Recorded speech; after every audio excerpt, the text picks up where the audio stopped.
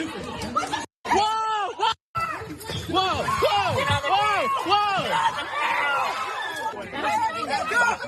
Back up!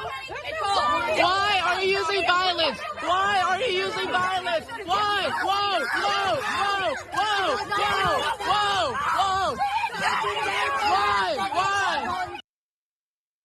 Law enforcement down there in Tampa was dealing with protests with students at the University of South Florida.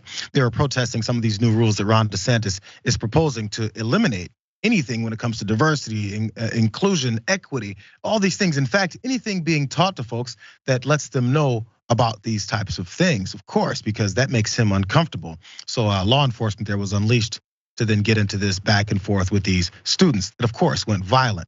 4 of them were then arrested. They were demanding to speak to the president of the school when things didn't go so well. Let's watch more. We want a meeting now.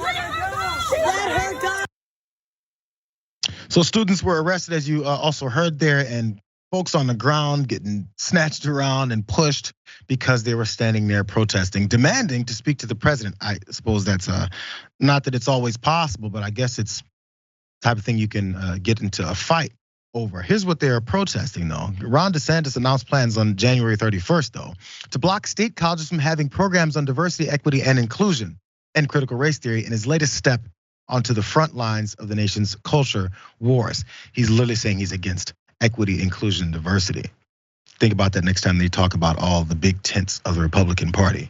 DeSantis debuted the proposal as part of a larger higher educational legislative package that's expected to be taken up by the Republican-controlled State House when its regular session begins in March. They're looking to limit more education. Remember when this whole thing was about saving elementary children from learning about tough things about our history and maybe these types of concepts that they can't comprehend, and maybe teaching them to hate themselves? Because of course, we're only thinking about white children that, by the way, would be a benefit from this education even more so. But still, as the protests went down, campus security approached the group, telling them not to use amplified sound. This is how the thing started escalating. The protesters said they complied and stopped using their megaphone. The officers told them that they could not be in the street, and then accompanied the group to the Patel Center, trying to figure out why all these types of agreeing interactions went so well, but then it changed once they were inside. When the protesters reached the Patel Center, where the USF President Rhea Law's office is located, they said they were met in the lobby by more officers who told them they were trespassing and needed to leave. And that's when all the madness then took off, Ben. Now we've got, I guess maybe it's campus police, maybe it's city police, whatever police departments are there, now getting into these back and forth and shoving matches and snatching folks around and tell them you can't. Now they leave and they can't leave. We know these back and forths tend to happen when protesters come and they feel uncomfortable. Maybe the president said, yo, I need you guys to get them away from me. And that ended at this.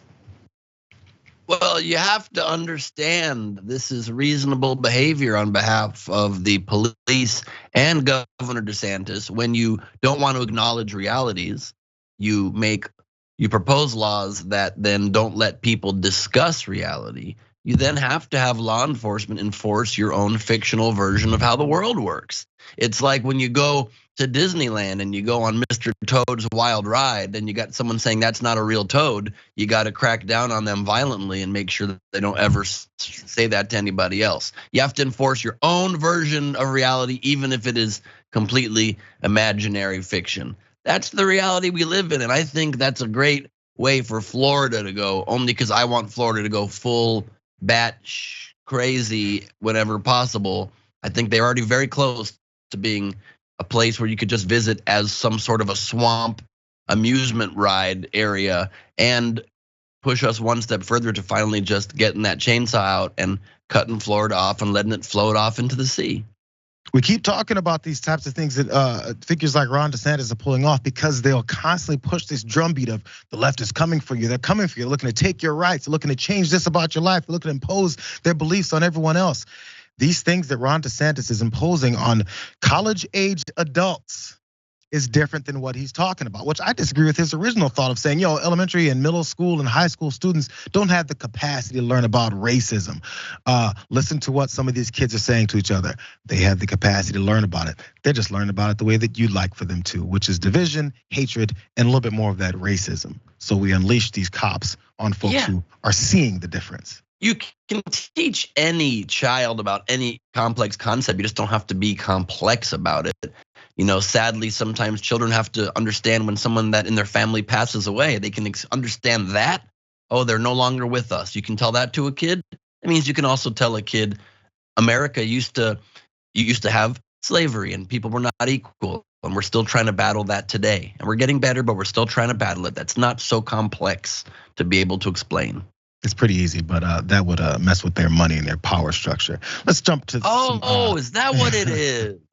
I mean, I'm just here to help, Glebe. I'm just here to help. I thought they were trying to make sure kids didn't hear stuff that made their ears sad. Well, if you look at some of the images and stories of things that happened to many black children in schools back when civil rights were being fought, which they still are today, see if they were comfortable.